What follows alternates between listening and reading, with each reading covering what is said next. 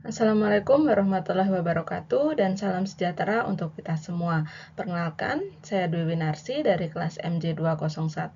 Kali ini saya akan mempresentasikan tugas saya dengan tema OJK dukung peningkatan peran sektor jasa keuangan selama tahun 2022 dan perkuat daya tahan serta integritas pada tahun 2023. Baik, berikutnya adalah analisis dari infografis yang telah diberikan, yaitu kondisi pasar modal pada tahun 2022, indeks harga saham gabungan tahun 2022 sebesar 4,08% yang menurun dibanding dengan tahun 2021 yang sebesar 10,08%. Nah, kapitalisasi pasar modal naik lebih dari 15% dibandingkan dengan tahun 2021 menjadi 9.495 triliun rupiah per 29 Desember 2022 yang setara dengan 600 miliar US dollar. Kemudian rata-rata nilai transaksi perdagangan bertumbuh sebesar 10,1 per 29 Desember 2022 menjadi 14,7 triliun rupiah dibandingkan dengan tahun 2021. Rata-rata frekuensi perdagangan harian saham naik sebesar 0,9% menjadi 1,3 juta transaksi per hari. Kemudian rata-rata volume perdagangan harian saham mengalami kenaikan sebesar 16% menjadi 23,9 miliar saham per hari. Nah, kemudian jumlah investor pasar modal meningkat 37,7%, meningkat sebanyak 2,8 juta menjadi 10,3 juta investor. Kemudian di periode yang sama, investor saham naik sebanyak 28,6% dibandingkan dengan tahun 2021 menjadi 4,4 juta dan nilai pasar modal meningkat mencapai 267,73 triliun rupiah. Kemudian BEI mencatat 59 perusahaan tercatat saham baru dengan fund rise mencapai 33,1 triliun rupiah yang mengakibatkan peningkatan total perusahaan tercatat di BEI sebanyak 825 perusahaan. Kemudian total aliran investasi asing bersih atau net foreign inflow mencapai sekitar 35 triliun rupiah di tahun 2022. Kemudian rata-rata return saham di sektor teknologi mencapai 15%, sedangkan di sektor konsumen menurun sekitar 5%. Kemudian pada tahun 2022 terdapat sekitar 50 IPO atau Initial Public Offering baru dengan total penggalangan dana mencapai 20 triliun rupiah. Kemudian dalam sistem regulasi, OJK memperkenalkan kebijakan baru untuk meningkatkan transparansi dan perlindungan investor, termasuk peraturan terkait penerbitan saham dan obligasi. Baik, berikutnya kita akan melihat bagaimana kondisi kredit perbankan pada tahun 2022. Kredit bertumbuh sebesar 11,35% yang mencapai 6.387 triliun rupiah, sedangkan kredit modal kerja bertumbuh 11,7%. Kredit korporasi tumbuh 14,5% dan kredit perorangan tumbuh sebesar 8,7%. Kualitas aset perbankan membaik dengan adanya penurunan rasio kredit bermasalah mencapai 2,44%. Nah, kredit konsumsi tumbuh sebesar 9,4% yang ditopang oleh kredit kendaraan dan kredit multiguna. Sedangkan kredit investasi mengalami pertumbuhan sebesar 11,5%. Kredit di sektor properti tumbuh 8,4% yang didukung oleh sektor real estate sebesar 20,8%. Kredit UMKM melambat sebesar 10,2% pada Desember 2022 setelah tumbuh sebesar 18,2% pada November 2022. Nah, perkembangan kredit UMKM ini dipengaruhi oleh kredit modal kerja. Baik, berikutnya kita akan melihat bagaimana kondisi perbankan dana pihak ketiga atau bisa disebut DPK. Nah, DPK mengalami pertumbuhan mencapai 7.974 triliun rupiah dan deposito meningkat sekitar 8%. Nah, peningkatan simpanan giro sekitar 9% yang menunjukkan peningkatan transaksi bisnis. Kemudian, peningkatan di sektor tabungan sekitar 12% yang mencerminkan kepercayaan masyarakat yang meningkat terhadap perbankan. Kemudian, banyak bank yang menggunakan teknologi digital untuk mempermudah transaksi yang membantu peningkatan DPK. Kemudian, kebijakan dari OJK dan BI juga berperan dalam mendorong pertumbuhan DPK dengan adanya program-program yang mendukung inklusi keuangan. Baik, berikutnya kita akan melihat bagaimana kondisi rasio kinerja perbankan pada tahun 2022. Kapital adekuasi rasio atau CAR sekitar 16%, yang menunjukkan kecukupan modal bank untuk menanggung resiko. Kemudian non-performing loan atau NPL sekitar 2,65%, yang menunjukkan presentase pinjaman bermasalah masih dalam batas yang sehat. Nah, sedangkan loan to deposit ratio atau LDR sekitar 85%, yang menunjukkan proporsi pinjaman yang diberikan terhadap dana yang terhimpun. Kemudian net interest margin atau NIM sekitar 4,7%, yang menunjukkan efisiensi pengelolaan aset dan liabilitas.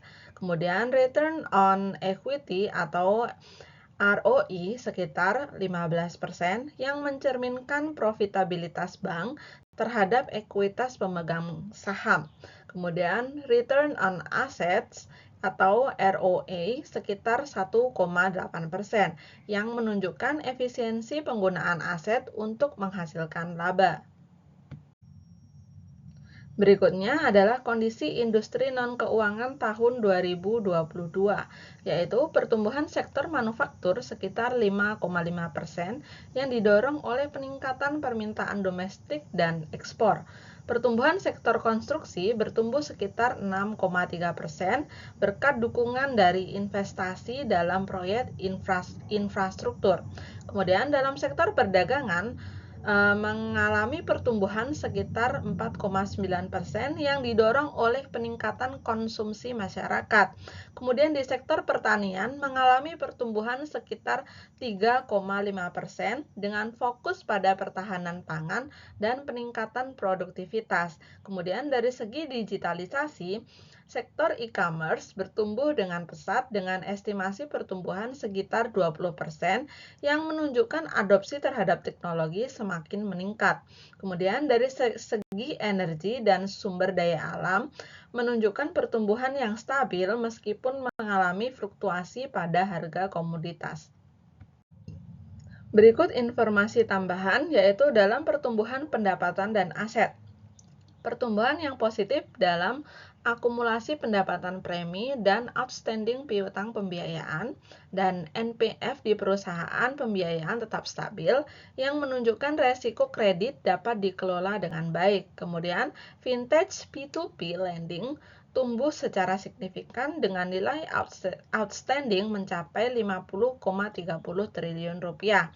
Sedangkan di inovasi dan digitalisasi ada pertumbuhan, adanya dukungan terhadap inovasi dan digitalisasi di sektor non-keuangan seperti pembayaran yang berbasis digital yang mempermudah nasabah melakukan transaksi.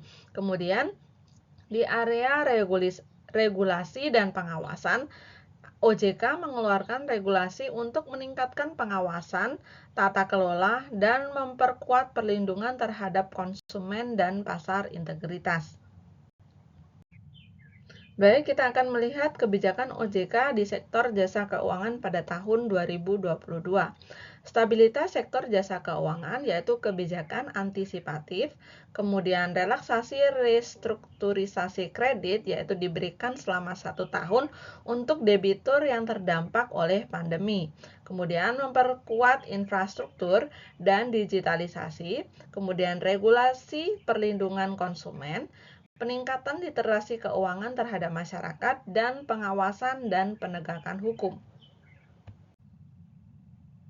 Kemudian, berdasarkan infografis, program edukasi dan perlindungan konsumen pada tahun 2022 yaitu OJK melaksanakan 1.897 kegiatan edukasi keuangan dengan total 9,1 juta peserta dalam talk show dan kegiatan langsung untuk meningkatkan literasi keuangan. Kemudian, peluncuran mobil Simolek Edutainment yang berfungsi sebagai sarana informasi dan edukasi keuangan di berbagai daerah. Kemudian melaksanakan Training of Trainer atau TOT untuk perangkat desa dan ibu-ibu PKK. Kemudian juga ada peningkatan governance di sektor keuangan.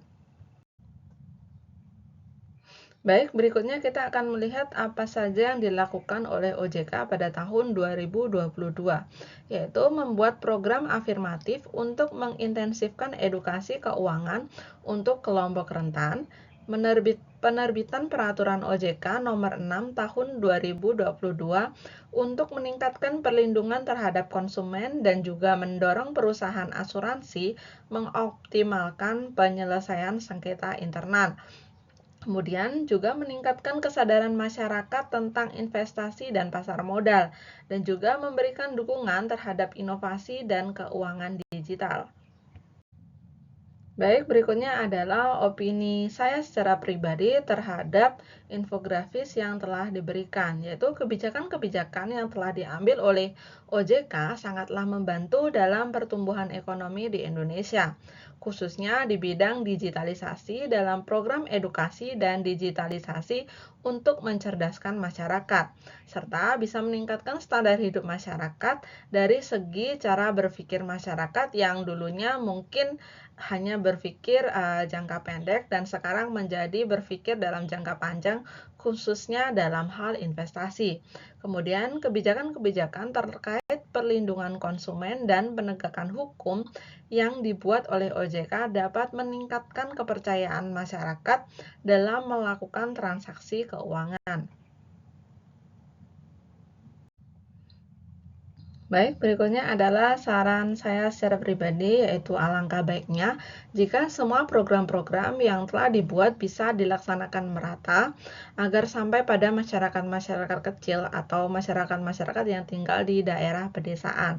Kemudian melakukan pemusatan program khususnya untuk generasi-generasi muda agar mereka dapat sejak dini bisa mengerti bagaimana mengatur keuangan dengan bijak.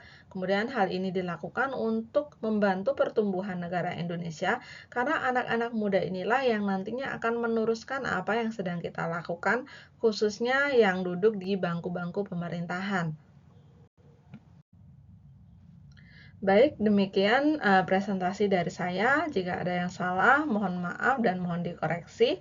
Terima kasih banyak. Wassalamualaikum warahmatullahi wabarakatuh dan salam sejahtera untuk kita semua.